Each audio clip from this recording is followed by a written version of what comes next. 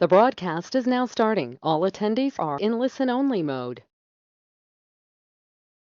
Good afternoon, everyone, and welcome to the Quartix webinar on timesheets. My name is Alison Ashley, and I head up the Customer Resources team here at Quartix.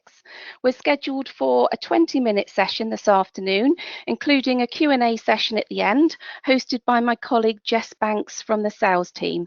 It would be fantastic to hear your feedback this afternoon, and we'll be opening a poll at the end so that you can vote for future webinars. Okay.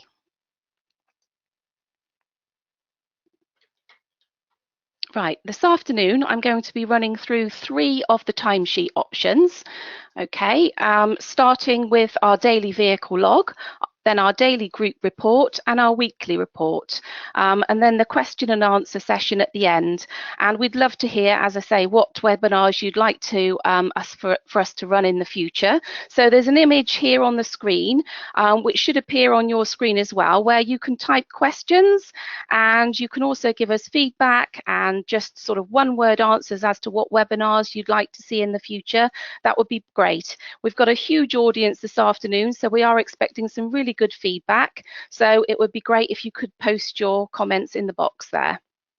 Okay, right, what I'm going to do first is hop into the Quartix system to show you our first timesheet live. Okay, let me just sign in here. Okay, so most of you will be familiar with this login here. Okay, so what we're going to do is we're going to go down to the second option, which is the daily vehicle logs, and we're going to bring up a vehicle to have a look at. Now, I'm going to scroll right down to the bottom here because there's one vehicle which is particularly active, and I'm going to select him, which is the Ford Transit. I'm going to click on the button that says today, and I'm going to show time on site. This will include the site time on the report, on the timesheet. We also have an option here to show the driver ID tagged business or private mileage, but we haven't got privacy set up this afternoon, and that's possibly another subject for a different webinar on another day. So I'm just going to say OK. And it will bring up a log of the vehicle's activity for so far today. Now, this is produced every day per vehicle. It can be emailed across to multiple recipients within your company, or you don't have to wait for it to come through. It is available online, so you can look and see what he's done so far today. So it acts as a timesheet for your driver. It's very accurate. So within a minute of the ignition going on and off, it starts and stops recording. Okay, and the accuracy on the mapping, which I'll come on to, is up to 10 meters accurate. So you can have a good close look at the locations where the vehicle has stopped. So we can see here that the vehicle has done 5 trips so far today. And he's currently stopped at his location here in Ings Road, and he started at 7:08 this morning. You'll notice some of these locations here, the Picture House and Castleford Workshop, they're actually named locations. We call them customized locations. So they're places that this vehicle visits on a frequent basis. So we've actually named them on the system. You can do that yourself. You would need an administrator login, and you can then actually, in this report, one of the ways you can do it is click on the location which is perhaps uncustomized. Let me just demonstrate that for you. So we've got Derby Street here, Burton-on-Trent, Staffordshire. So an uncustomized location would show road name, town, county, and postcode information. So if we click on this uncustomized location here, it will bring up a circle and it shows you his location at 7:08. So we can scroll in on that location. We can have a good look at the satellite view. So as I said before, it's accurate within 10 meters. So he was parked around this area here. Okay, and if we want to customize this location, provided you are logged in as an administrator of the system, you can click here and you can call this location whatever you want. Okay, you can type the name in there, The latitude and longitude will default to whatever they are. You can put a postcode in there. The radius will default to 100 meters. And if you want to put an expiry date in the box there, if perhaps you know you're going to this location on a temporary basis for a couple of months, you can put an expiry date in there and you can save it. Okay, so I'm not going to save for the moment. Okay, right, if we go back to the report, you may also notice on here we've got some sub-trips. On trip number 4, the vehicle actually idled for 18 minutes. Let me just pick up my tool here and point that out to you. There we go.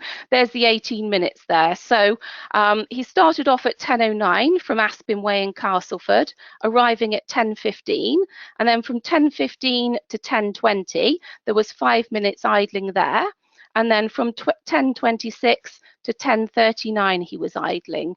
So it actually puts the idling as a total for the whole trip here. Okay, and it totals it down the bottom as well. So you've also got the totals down the bottom for the travelling time, the idling time, and the distance in mileage. You've also got the time on site as well, which we spoke about. So just move across here. We've got time on site being 5 minutes for his first job, 33 minutes, 21 minutes, and so on. And then we have a total down the bottom.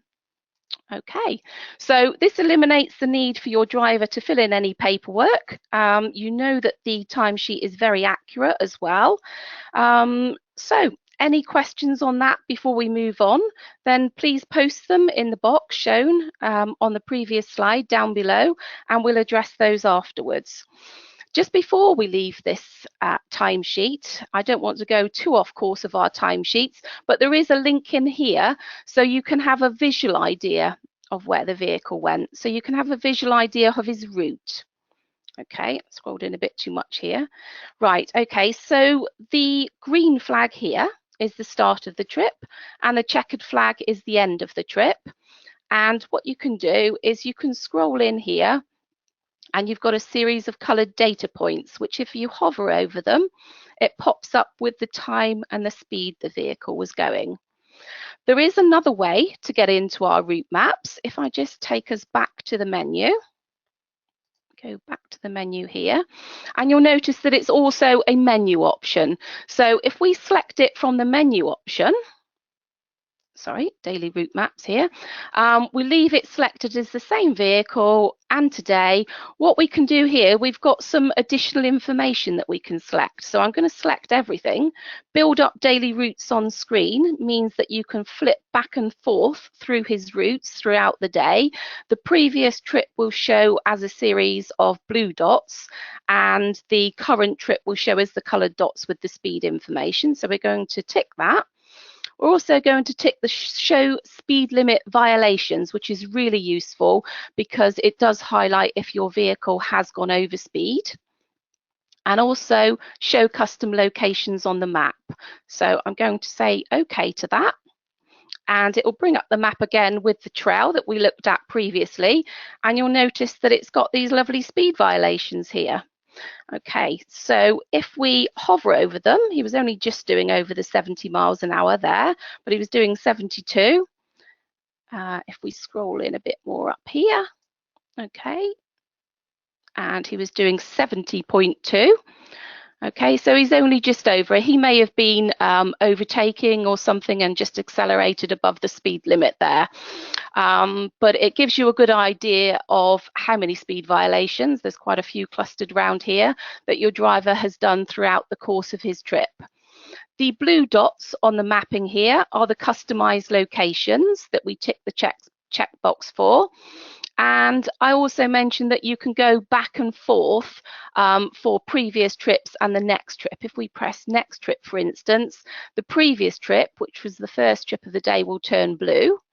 And the second trip of the day will still appear as the series of coloured dots. He was obviously driving a lot more moderately there. He may have been down some A roads. And he was doing 23.6 here. And then towards the right-hand side of the screen, we've got the key, which shows you the speed indicators for the data points, and that the earlier trips are shown with the blue dot. Okay. All right, so I'm going to go back to the menu. And again, if there are any questions about any aspect of this, then please post them in the box below. Okay, right, I'm going to show you the second timesheet of the day. Okay, which is the daily group report. Okay, this is a very useful report for managers who are perhaps looking after a team. So if their team consisted of 5 or 6 people and they were just interested in the vehicles in their team, they can have this daily group report just showing them those vehicles and excluding all others. But you can have it for all vehicles as well if you want. It gives a great snapshot of the daily activity, and you can compare what your drivers have been doing. So we've got a daily total here, and we can see that the Polo done 6 of those trips, the Berlingo done 3 of the trips, and the Fiat done 5 of them, and so on. Okay, and if I just run through some of these rows here with you, there's some really useful information down here. We've got the total travel time, so you might want to compare the time that your drivers are traveling. We've got the total idling time. We've got the total distance in mileage that they've covered. So if perhaps one driver is doing way too many miles, you may want to swap them around. We've got the average speed and the maximum speed. That might be of interest to look across that row there. Obviously, this one here sticks out as breaking a speed violation. He's gone 74 miles an hour. We've got the expected fuel usage in gallons and litres. Now the system defaults to 25 miles per gallon. Obviously, if you're running a fleet of HGVs, you may want to adjust that down to sort of 12 or 14, whatever the vehicle handbook says. Or if it's like commercial vehicles or cars, then you'd want to adjust that up to around sort of 40, 45 miles per gallon. And then you would get a more accurate figure on this spreadsheet. So the system does a simple calculation based on the mileage that the vehicle does and the MPG. And it then gives you the expected fuel usage in gallons and litres. We've also got CO2 emissions there. And then we've got the start of the first trip.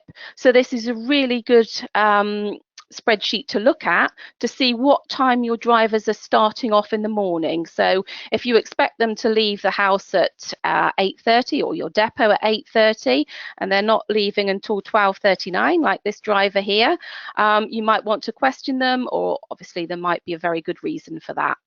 So at a glance, you can see when the ignition is going on within a minute. And then the end of the last location is when the ignition goes off in the evening. So within a minute of that happening, it records the time here. The total shift duration is inclusive of travel time. So it's from ignition on to ignition off. And then we've got arrival at first location, which again is really useful information. If your drivers are not arriving at their site at a reasonable time, or if they're later than expected, you can pick this up from this report, and then you could drill in further by looking at the daily report and maybe the route chart to see the route that they've taken to get from A to B to see what the hold-up was. Okay, and the departure from last location, again, within a minute of the ignition going on and the driver leaving his last location of the day. So you know he's actually packing up and going home, his ignition has gone on at that time of the day. And then the on-site shift duration here is exclusive of traveling time. Okay. Right, any questions on that report, then please do post in the box and we'll go through them afterwards. Right, the next one I'm going to show you is our weekly spreadsheet. Let me just bring that up for you.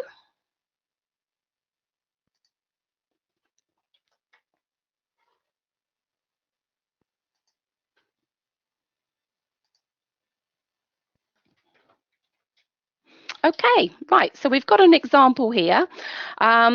it's a very high level view of what's gone on over the 7 days. You can choose what day you would like to receive this report, and you can do that in the configuration menu if you're an administrator. And it covers the whole 7 days with a high level view, which you can then zoom in on. You'll notice that we have tabs down the bottom here, where you can click into any particular day to drill in and get a good idea of what, for instance, those 5 trips were here for that particular day. You'll notice that we've got the very similar information to the daily group report on here, where we've got average, maximum speed, and the fuel consumption information. In addition, down the bottom here on this example, I have inserted some business and some private mileage. There are various ways that the Quartix system does separate this out, but one of them, which you can use from our spreadsheet option here, is you could send this spreadsheet to the driver and ask the driver to actually identify which of the trips were private and which were business. So to demonstrate that, let me just go on to the next slide here.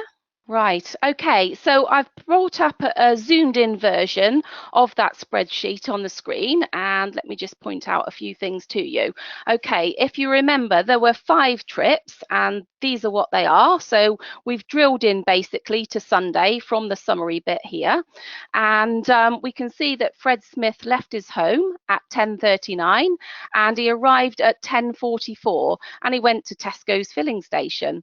He travelled for just 5 minutes, covering a distance of 1.5 miles, and we've got the average speed here as being 15.5 and 26 on the maximum speed, 26.7. So what you can do is this spreadsheet can be sent to your driver, and they're able to identify what is business and what is private. So what they have to do is just insert a P here, and you'll notice that at the top here, we've got the business and private separated out. So we've got the 1.5 here has gone down as private mileage, and then the 72 miles is business. So it's just one way that you can control business and private mileage by putting the onus onto your driver.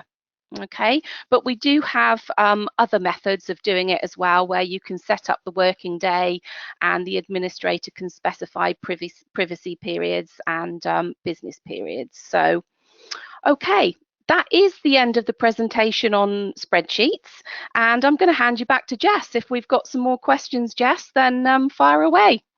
So as Alison mentioned earlier, my name's Jess. I work in the sales team here at Quartix. We've had a few questions come in, Alison. The question that we've had has come in from John, and it says, can I use this system to reduce false mileage claims? It's a really good question. We do have the option of helping with this. So you can use the daily timesheets that Alison showed you earlier to look at locations and the mileage, and also the presentation that she's trying to show you at the moment is it's a daily log that's sent to you, and you can allow this for your drivers to place privacy mileage on it, so you can get them to highlight it. You can also check through here to see what locations they have been visiting, and again, you can use our system to check the locations. For example, if it's something outside of their working hours, then it's highly likely that that's going to be a private trip, whereas if it's inside of hours, then it's probably going to be a business one. So you can look at it in more detail like that, and so it's a really good tool to be able to have mileage claims that you do have. The next question that we have come in is from Tom. Now his question is, how often does the system update? Now I assume that would be referring to sort of transmit time. So as I'm sure you're all aware, we have different packages on our system. So we've got the info point and the info plus. So on the info point, it's 2-minute update, and on the info plus, it's 1-minute update. And as Alison mentioned earlier, the locations are set within 10 meters, so they're guaranteed within 10. So you'll be able to see the locations and the transmit times there. We've had is from Tony Sharp, and he says, is there a maximum number of vehicles you can have in a group? So I'm pleased to announce that there is no limit on the number of vehicles you can have in any one group. However, the same vehicle can only be in a maximum of 3 3 groups at a time. So I hope that answers your question there, Tony. So just to clarify for you there, you can have an unlimited number of vehicles in a group, but each vehicle can only be set to a group. Okay? And then the final question I have here at the moment is, do you offer fuel card integration? And this comes in from Alex. So we do offer fuel card integration. We integrate with a number of different fuel card providers. We do this through our partner company called FleetCheck. So they set up the system to pull your data from the fuel card provider, and then we can input this into our system to show you in more detail how your vehicles have been driving, sort of how they're spending their fuel. It can also help to reduce the sort of fuel claims. So for example, if they're putting in 50 litres in a day, but they're only doing 10 miles, then it's probably something's not adding up there. So it helps to reduce mileage, fuel claims and things like that. So if I hand back over to you, Alison, to finish us off today. Thank you, Jess. There are some great questions there. Please do keep them coming. If we haven't got time to address any more this afternoon, but if you keep them coming, we will get back to you. We have captured all of your email addresses that you've logged in with, so we can come back to you directly. That brings me on to future webinars. We will be opening a poll very shortly. I hope that you found today's demonstration useful on timesheets. We haven't done a webinar for a while, and we picked timesheets because it appears it's one of the core features of all 3 of our packages, the InfoPoint, InfoPlus and corporate packages. But along the way, where I've gone into various timesheets, I've mentioned other things such as privacy. We've briefly touched on. We've had a look at the route maps. We haven't looked at the live tracking. I've mentioned configuration a few times, where you're able to change things on the system. And perhaps we could cover that as a future topic. So if you are a system administrator and you want to know sort of what else is included in the menu there, then we can run through that. Also summary reports, time on site reports, and then a big topic is driver style.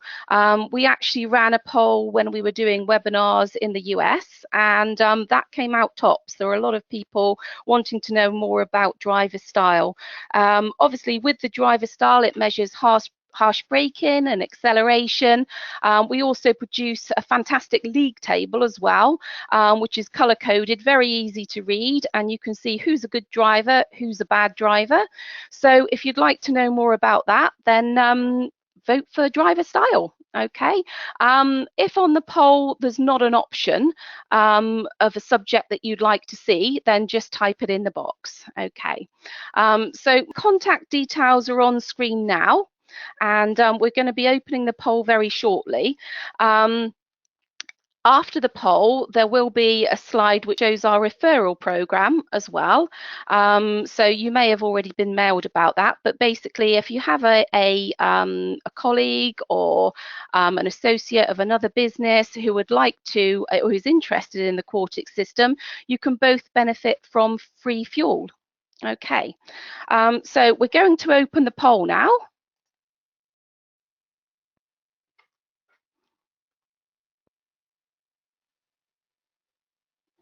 Okay, right, our poll is closed. We will let you know the results of that. We will collate those results and the results that you've been posting in our box towards the right-hand side. So all that remains is to thank you all very much for your time. It's great to see so many people attending. I hope that you found it useful, and I will see you next time. Enjoy the rest of your afternoon. Thank you. Goodbye.